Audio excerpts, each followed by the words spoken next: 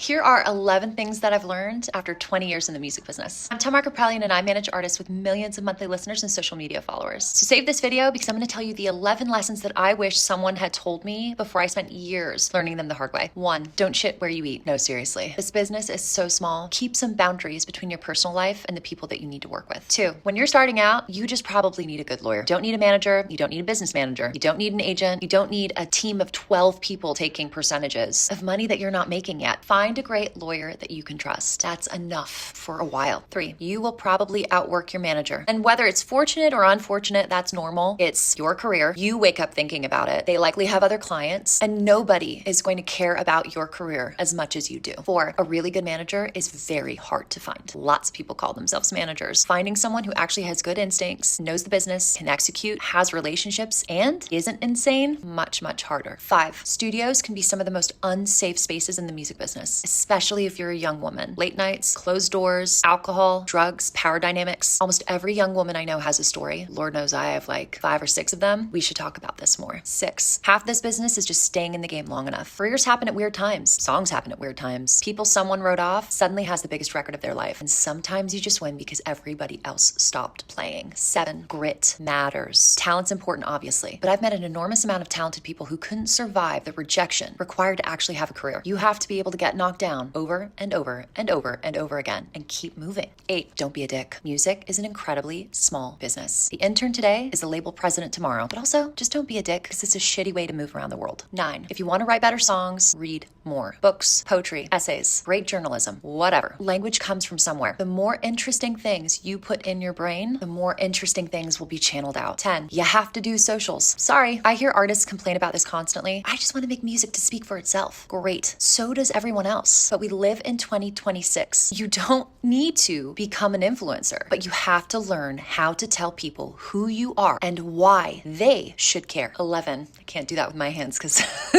if you don't have taste, you're fucked. This point might actually be the most important one. You can hire people to run ads. You can learn marketing. You can understand an algorithm, but knowing what song is great, what photo is great, what looks cheap, what feels special, who has something, what the culture is moving towards, that's taste. And taste is impossible to teach. We're taking on 5 artists who are serious about building long-term careers and want a clear strategy around what to prioritize, where to spend, and how to grow. If you want our team to take a look at your project, DM or comment growth, and we'll find a time to set up a call.